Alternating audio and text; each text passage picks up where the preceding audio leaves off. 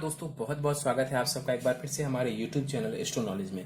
दोस्तों, आज के इस वीडियो में हम एक 22 वर्ष युवती की कुंडली का विश्लेषण करने जा रहे हैं, जिन्होंने अपने बर्थ डिटेल्स मेरे साथ शेयर किए हैं और एस्ट्रोलॉजी के माध्यम से ये अपने जीवन से जुड़े हुए कुछ प्रश्नों के उत्तर जानना चाहती हैं और साथ ही साथ चाहती हैं कि मैं इनकी कुंडली का पूर्ण विश्लेषण करूं।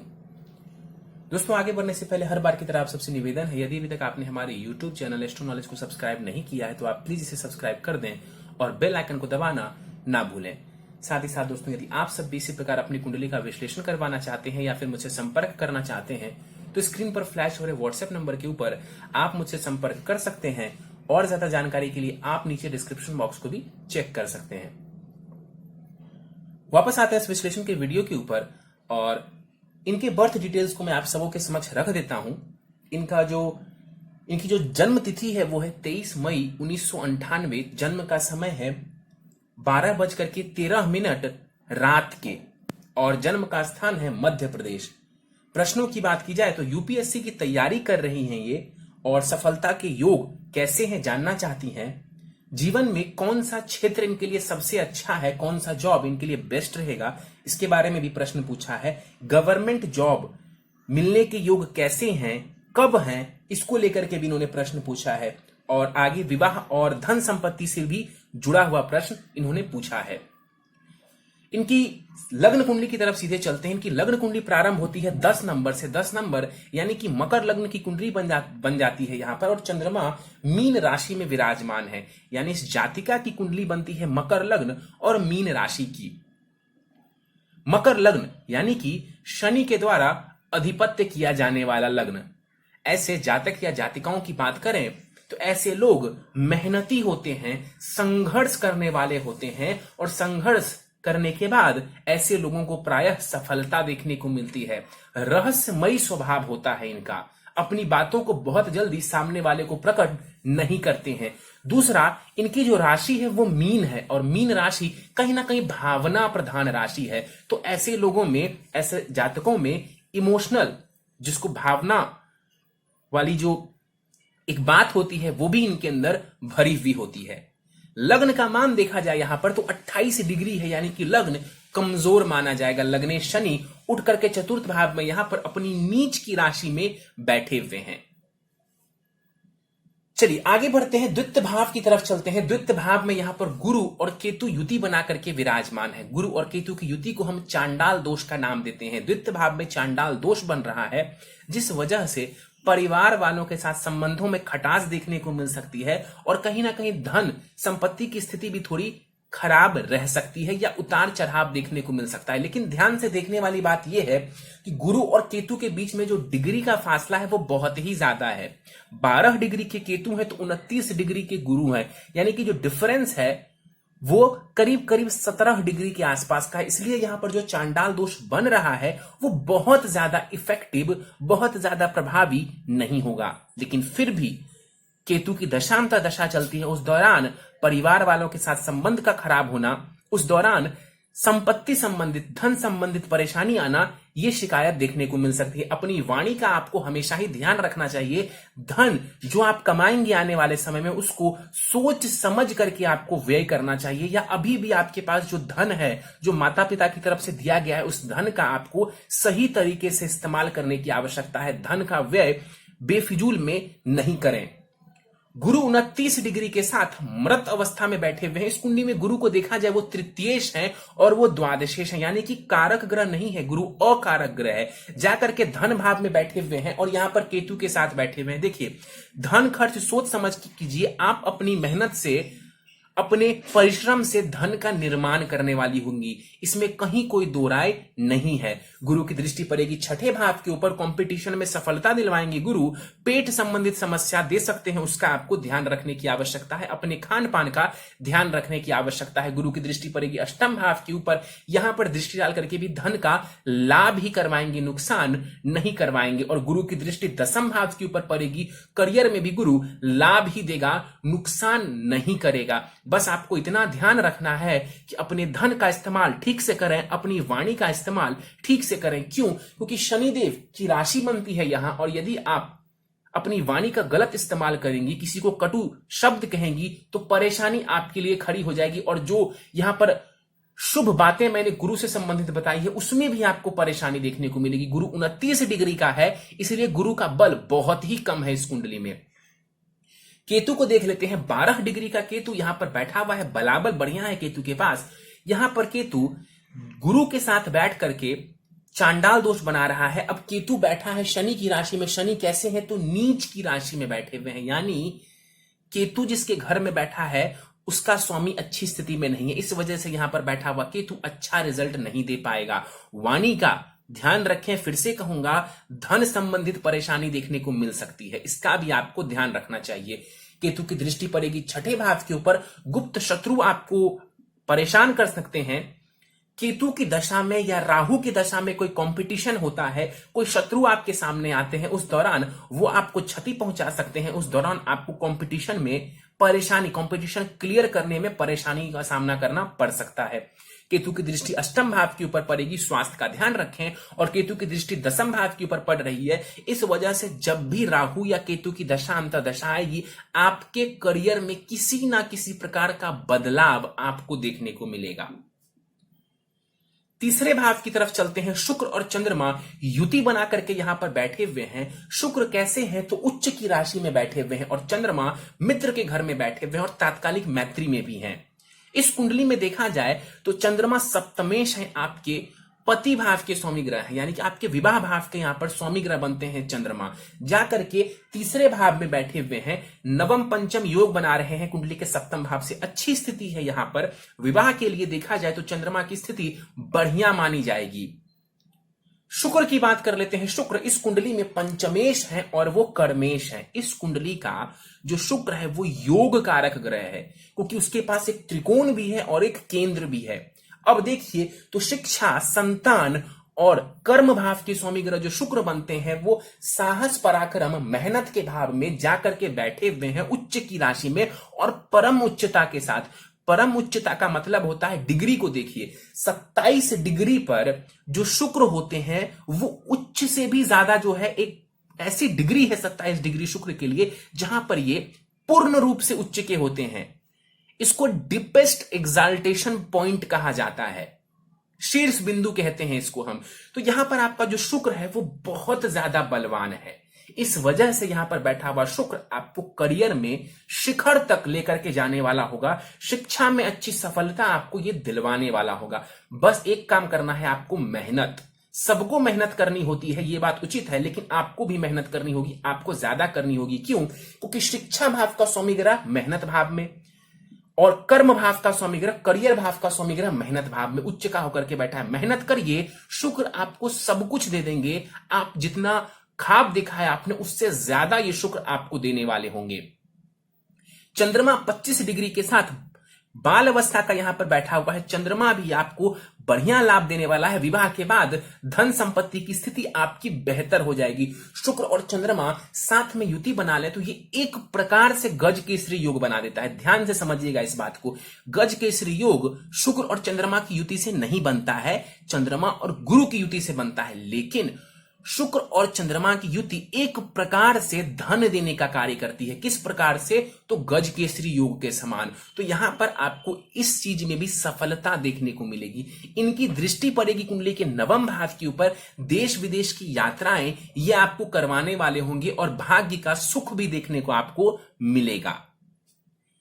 चतुर्थ भाव की तरफ चलते हैं। शनि और बुध यहां पर युति बना करके बैठे हुए हैं। इस कुंडली में देखा जाए तो शनि लग्नेश है और वो धनेश भी है, यानी कि एक कारक ग्रह कहलाएंगे शनि, क्योंकि वो लग्नेश है और धनेश भी है।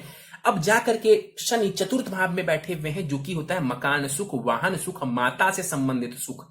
यहां पर नीच का शनि होना कहीं ना कहीं घर में कलह की स्थिति दे सकता है, माता के स्वास्थ्य में परेशानी दे सकता है।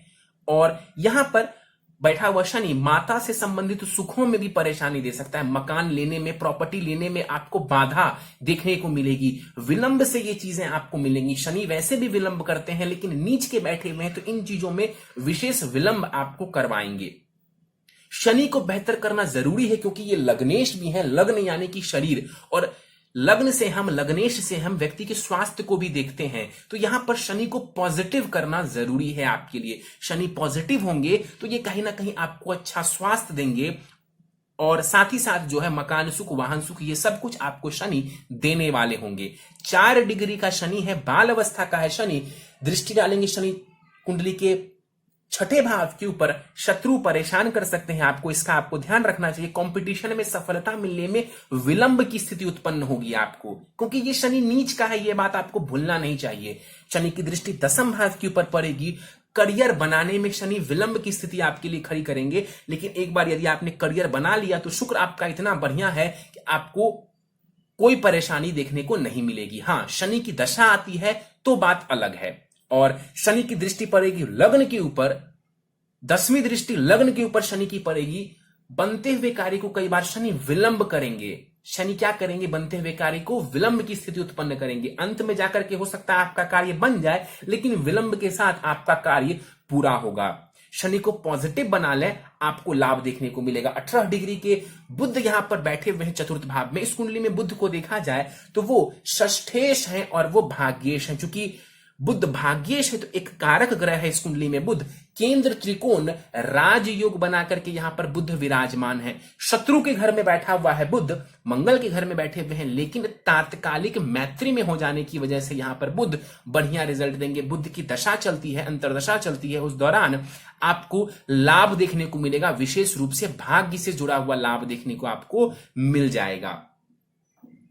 यहां पर बैठा हुआ बुध अपनी दृष्टि डालेगा 10th भाव के ऊपर, और 10th भाव के ऊपर दृष्टि डाल करके जहां पर आपका करियर होगा, जहां पर आप काम करेंगे, वहां पर आपकी कम्युनिकेशन स्किल्स को बेहतर करने वाला होगा। आपके सहयोगियों के साथ कहीं ना कहीं आपका जो समन्वय होगा उसको ये बेहतर बनाने वाला होगा। जो कम्युनिकेशन वाला पार्ट होगा वो बेहतर कर देगा यहां पर बुध। अगले भाव की तरफ चलते हैं, 5th भाव की तरफ चलते हैं। सूर्य और मंगल युति बना करके कुंडली के 5th भाव में, जो कि शिक्षा, संतान और प्रेम संबंध का होता है, यहां पर ये बैठे हुए हैं। यहां पर सूर्य को देख लेते हैं। 7 डिग्री के सूर्य यहां पर वृद्ध अवस्था के बैठे हुए हैं। इस कुंडली में सूर्य कौन है? तो वो अष्टमेश है। अष्टमेश है सूर्य, जाकर के 5th भाव में बैठे हुए। कारक ग्रह नहीं है सूर्य इस कुंडली में, अकारक ग्रह है। अष्टमेश 5th भाव में बैठ जाए तो इतना तो तय है कि संतान होने में परेशानियों का सामना करना पड़ता है। यह मत समझिए कि संतान खराब होगी, बिल्कुल नहीं। संतान होने में परेशानियों का सामना करना पड़ता है, और खास करके स्त्री की कुंडली में यदि अष्टमेश 5th भाव में बैठ जाए तो संतान होने में थोड़ी परेशानियों का सामना करना पड़ता है। सूर्य और मंगल दोनों ही यहां पर संतान भाव में बैठे हुए हैं। देखिए, सूर्य और मंगल की युति से पराक्रम योग तो बन जाता है, लेकिन एक तो सूर्य अष्टमेश है, ऊपर से अग्नि तत्व वाले ग्रह हैं। कौन? तो सूर्य और मंगल दोनों के दोनों। इनकी युति या इनका प्रभाव जब 5th भाव के ऊपर होता है तो कहीं ना कहीं सर्जरी वाला पार्ट देखने को मिलता है। कहीं ना कहीं संतान होने में परेशानियों का सामना करना पड़ता है, तो यह परेशानी आपको देखने को मिल सकती है। यहां पर बैठ करके सूर्य शिक्षा में आपको सफलता दिलवाएंगे, इसमें कहीं कोई दो राय नहीं है। सूर्य शिक्षा को बाधित नहीं करेंगे। सूर्य की दृष्टि लाभ स्थान के ऊपर पड़ेगी। धन का लाभ भी ये सूर्य आपको देगा, और शिक्षा से विशेष रूप से आपको ये सूर्य धन का लाभ और मान सम्मान का लाभ दिलवाने वाला होगा।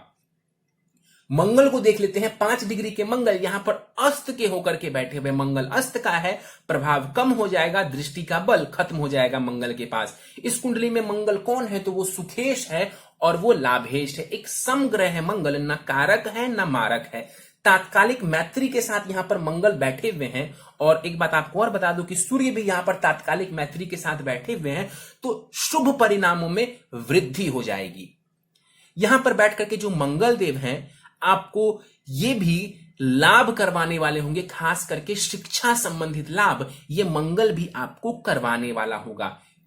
मेहनत करेंगी, ज्ञान प्राप्त करेंगी, उससे कहीं ना कहीं आपको धन से जुड़ा हुआ लाभ देखने को मिल जाएगा। अस्त का है मंगल, दृष्टि की बात हम नहीं करेंगे। राहु की बात कर लेते हैं। 12 डिग्री का राहु अष्टम भाव में बैठा हुआ है। अष्टम भाव उतार चढ़ाव का होता है।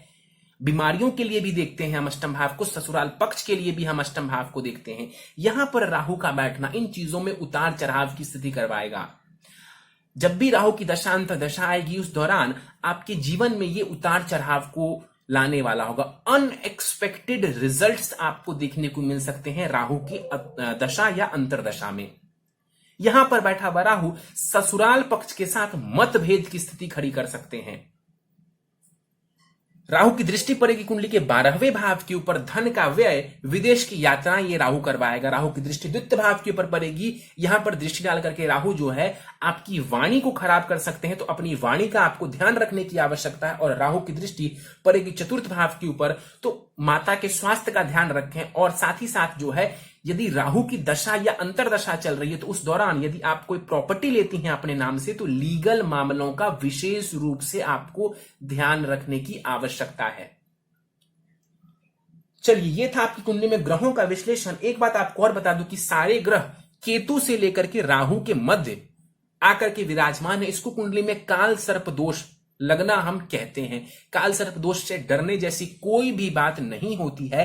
काल सर्प का मतलब बस इतना होता है कि राहु या केतु की दशा अंतरदशा आएगी तो उस दौरान कहीं ना कहीं जीवन में उतार चढ़ाव देखने को मिलेगा। सिर्फ उतार नहीं, चढ़ाव भी हो सकता है। इसका मतलब एक बदलाव की स्थिति देखने को मिलती है। फिर से दोहरा देता हूं कि काल सर्प के नाम पर डरने की आवश्यकता नहीं है। इसकी वजह से कुंडली अच्छा या खराब हो जाए ऐसा कुछ भी नहीं होता है।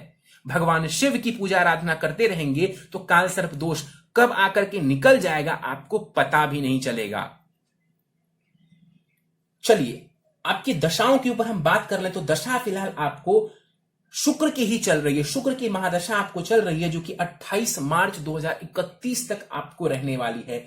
शुक्र की महादशा में राहु की अंतरदशा चल रही है जो कि 28 मई 2021 तक रहेगी। देखिए, शुक्र की महादशा में राहु की अंतरदशा वैसे तो अच्छा रिजल्ट देती है, लेकिन चूंकि राहु आपका अष्टम भाव में बैठा हुआ है इसलिए यह समय आपको सर्वश्रेष्ठ परिणाम नहीं देने वाला है। मई 2021 से आपको गुरु की अंतरदशा आ जाएगी। यह समय शिक्षा के लिए बढ़िया माना जाएगा। शिक्षा के लिए क्यों बढ़िया माना जाएगा? क्योंकि शुक्र शिक्षा भाव के स्वामी ग्रह है आपकी कुंडली में, और गुरु जो है वो नैसर्गिक रूप से शिक्षा को रिप्रेजेंट करते हैं, शिक्षा को दर्शाते हैं वो नैसर्गिक रूप से। तो वो जो समय होगा मई 2021 से आपके शिक्षा के लिए, आपकी शिक्षा में सफलता के लिए बहुत ही बढ़िया समय माना जाएगा। प्रश्नों को ले लेते हैं। यूपीएससी की तैयारी कर रही है, सफलता के योग कैसे हैं और कब हैं? देखिए, यूपीएससी की योग की बात की जाए तो शुक्र को देख करके मैं इतना कह सकता हूं आपको कि आप जीवन में बहुत ही बढ़िया करेंगी।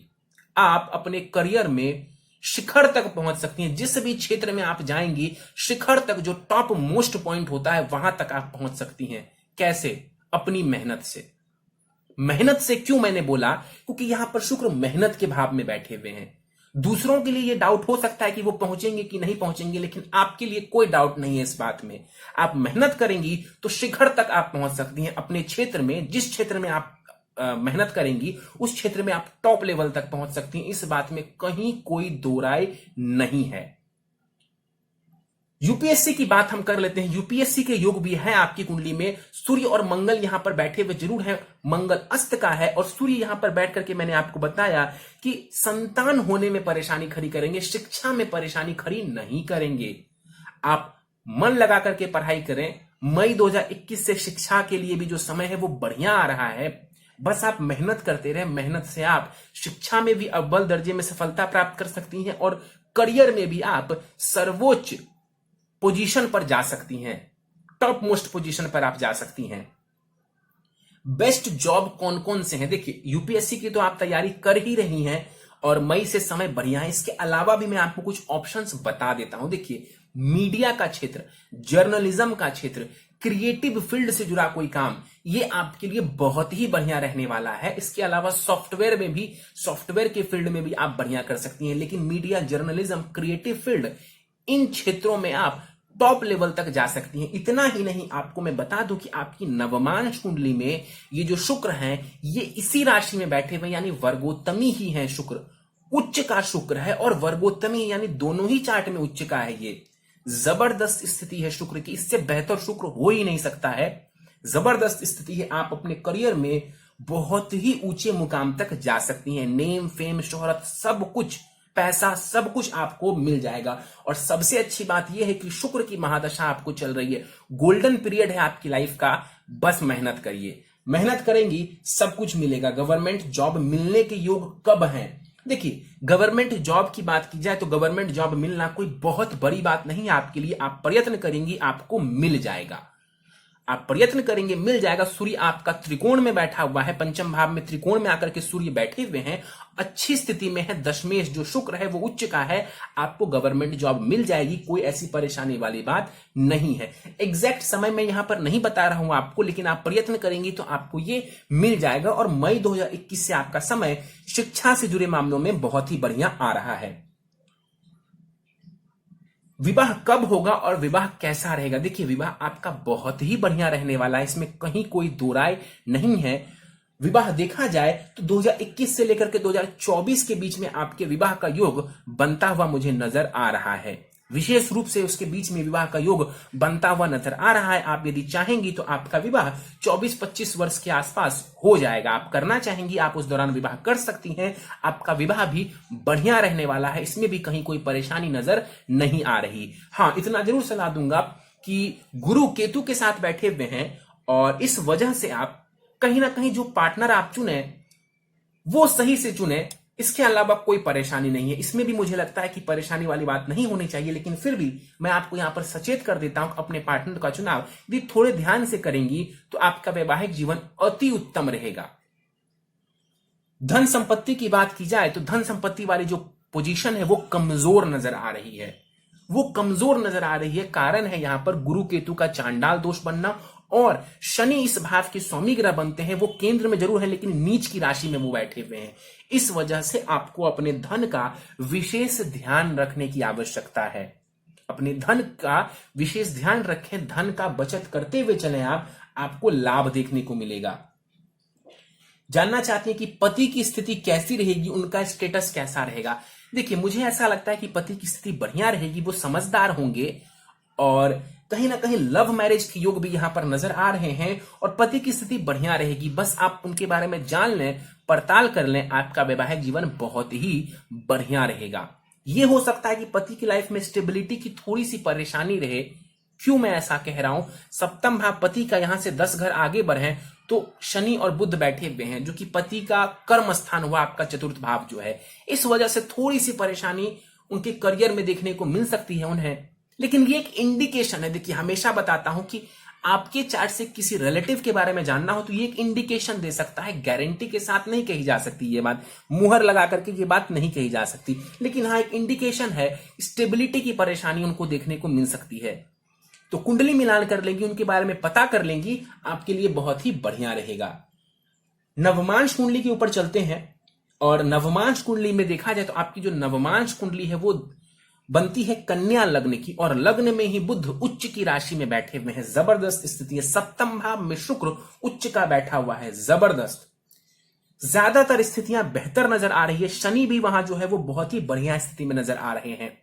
इतना जरूर है कि आपकी नवमांश कुंडली में जो पंचम भाव है, जो कि संतान का होता है, वहां पर केतु बैठे हुए हैं। इस वजह से प्रथम संतति होने में आपको परेशानी आए, इसके चांस नजर आ रहे हैं।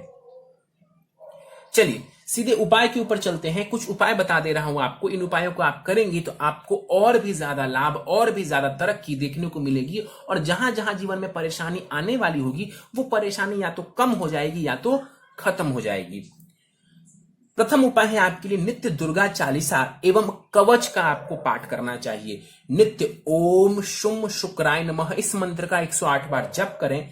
नित्य भगवान सूर्य को अर्घ देंगी। हर गुरुवार एवं शनिवार को शिवलिंग के ऊपर जल दूध से अभिषेक करना है। शनिवार को जब अभिषेक करेंगी जल दूध से, उस जल दूध में काले तिल भी मिला देंगी और अभिषेक करते हुए मृत्युंजय मंत्र का जाप करेंगी। ओम त्रयंबकम यजामहे, ये जो मंत्र है इसका आपको जाप करना है। गले में 7 मुखी रुद्राक्ष 1 या 2 दाने, अगर आप कंफर्टेबल हो तो 2 दाने धारण कर सकती हैं। 7 मुखी रुद्राक्ष शुक्ल पक्ष के सोमवार की प्रातः काल को। और आखिरी उपाय है आपके लिए नित्य हनुमान चालीसा का आपको पाठ करना है। यदि आप ये उपाय करती हैं, निश्चित रूप में आपको लाभ देखने को मिलेगा करियर के हर क्षेत्र में, शिक्षा के क्षेत्र में। इसके अलावा आपका जो स्वास्थ्य है, आपका जो जीवन है, जो धन की स्थिति है, ये सब कुछ धीरे धीरे बेहतर होती हुई आपको नजर आ जाएगी। चलिए तो दोस्तों, ये था इस 22 वर्षीय युवती की कुंडली का विश्लेषण।